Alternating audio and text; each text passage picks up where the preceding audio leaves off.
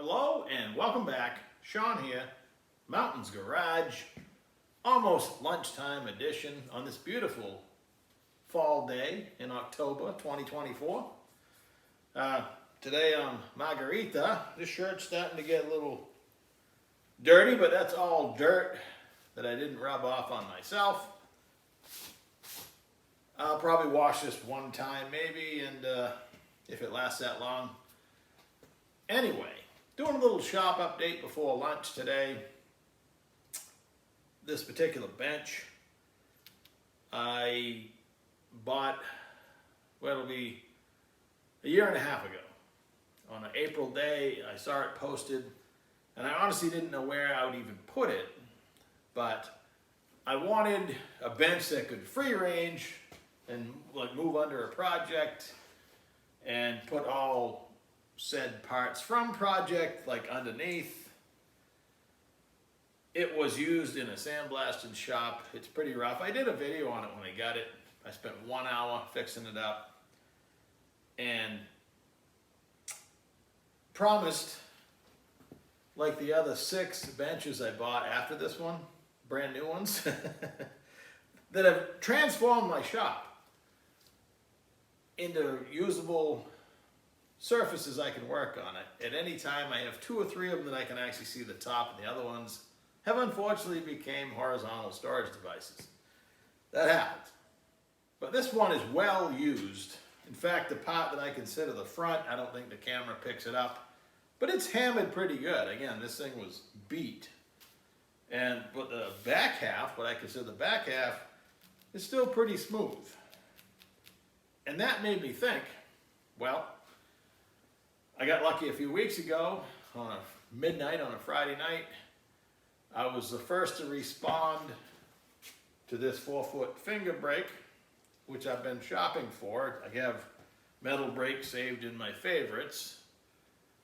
And this is not the one I wanted. It's a Northern Tools. No, Northern Hydraulics, same thing. It's, made in China, but it is 4 feet. Does have all the pieces there. It was just up in New Hampshire. Beautiful Saturday morning cruise up through Western Maine. The guy was honorable, if you will. He recognized that I was the first to respond, which is just luck. I refreshed the page at midnight and he just posted it. Apparently he's a night owl.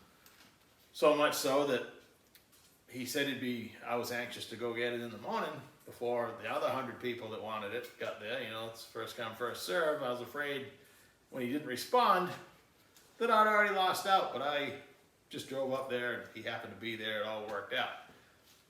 It was a body shop. This thing has been sitting in the body shop for at least 20 years. I've cleaned it twice already. And it was a package deal. I had to buy a Woodward Fab bead roller, Woodward Fab shrinker stretcher, and a Harbor Freight throatless shear. I already have a Harbor Freight throatless shear that is fantastic. I'd love to have a Beverly shear, a genuine Beverly one. Used ones are $700 or $800. That Harbor Freight shear was less than $200, which is a lot for a Harbor Freight tool back in the day, but I have loved every time I've used it, and now I have 2 of them. I'm going to hang on to that one. I already sold the Woodward Fab bead roller and shrinker stretcher because that would be redundant. I have made a few bead rollers, 5 or 6, and kept one. And I already have a shrinker stretcher that takes up a lot of space, but it is what it is.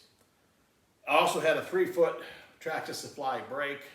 I also sold that this week. So I sold a bead roller, shrinker stretcher, and my 36-inch Tractor Supply brake, which was on wheels. And I was going to make a stand to bolt this on. It would attach the same way as the Tractor Supply brake, just be bigger and take up more space, which is a premium. Every week I'm trying to sell a few things. I haven't even made a dent in it. I don't miss anything yet. I will someday. I'll reach for something and say, oh yeah, I sold that. But I'm trying to free up some space because either need to make more space or have less stuff. It's a problem.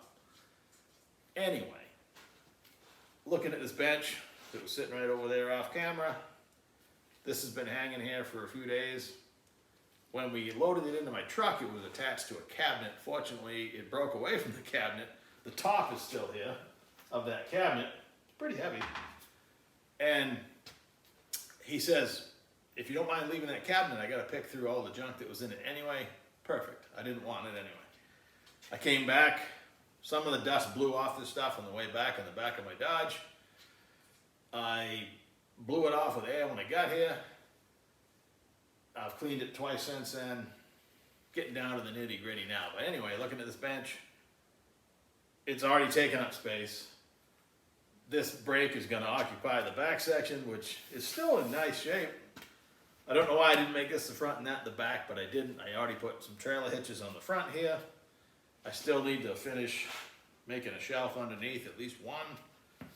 But I digress. So this morning I set it on there. It takes up the whole, I thought this bench was bigger, just without measuring it, just looking at it and going by memory. Turns out the brake takes up all of it. And the placement of it, 3 of my 4 3/8 course tapped holes I just did, go into a secondary structure underneath, and the very one over here only goes through the plate, but the plate is 3/8, so I think it's not going to go anywhere. So now I'm going to spin it around and bolt her on and see how else I could accessorize this bench. So give me a minute and I'll be right back. All right, the hole's lined up, which is always a good thing. If you have a really keen eye, you can see I had to offset it that way. The way it worked out, the bolt holes would have hit the very edge of the square tubing underneath, which would have probably at least broken my drill bit, if not my tap. So I just slid it over that way. If I didn't tell you, you might not even notice. And trust me, when it gets in use or tucked away or wherever it ends up, I doubt anybody's going to say, hey, why'd you do that? But concessions were made. I did a little test bend. My gut feeling from talking to the guy and looking at the equipment once I got the dust cleaned off, I don't think it got a lot of use. It did collect a lot of dust, so I'm still working all the grit out of all the mechanisms and everything, but it functions. I don't know how much it's actually used, but I've had some brakes in the past that were really beat up. This one is not. Again, not the first thing I would choose. It's only rated for, I believe, 18 gauge across the whole thing. So it'll probably do thicker and smaller pieces. But at this point, after wheeling and dealing, the net cost is 0. So that worked out. On my $200 bench that I bought, that is mobile now, I thought, now I'm on the working side, so this is going to store like this. My other Beverly shear, I hope you can still see me, but I'm just going to keep talking. This is the one that came in the deal. It was so bad I had to put it in the parts washer. I mean, it was pink with Bondo dust and primer and whatnot. I thought about, while I had the drill and tap out, mounting this somewhere on here. I'm not sure where would be ideal. I mean, that probably wouldn't be bad. I'll think about it. I have my other Beverly shear on a trailer hitch, so it doesn't make a lot of sense to bolt this one down. I'd be better off probably putting it on a trailer hitch, but sometimes it's nice to not even have to go get it under the bench. If you just want to cut something real quick, if I know this is over here, I might use it. So that's probably it for the back. I still need to, again, I threw some 18 gauge sheet down here and was storing stuff underneath. Now, seeing as how I got it cleared off and into position, I might as well finish this. Probably not today, because as usual, I try to make best use of my time. If I got 5 or 10 minutes somewhere, I'm going to try to do something. So it is very satisfying to work, for instance, on a bench that you know in the future while you're doing other things, your thoughts on the bench are far out of your mind. You're concentrating on whatever you're doing. However, knowing that you're helping yourself in the future, making it easier, more fun, nothing worse than dreading to do something. If you have tools in place, it sure makes it better.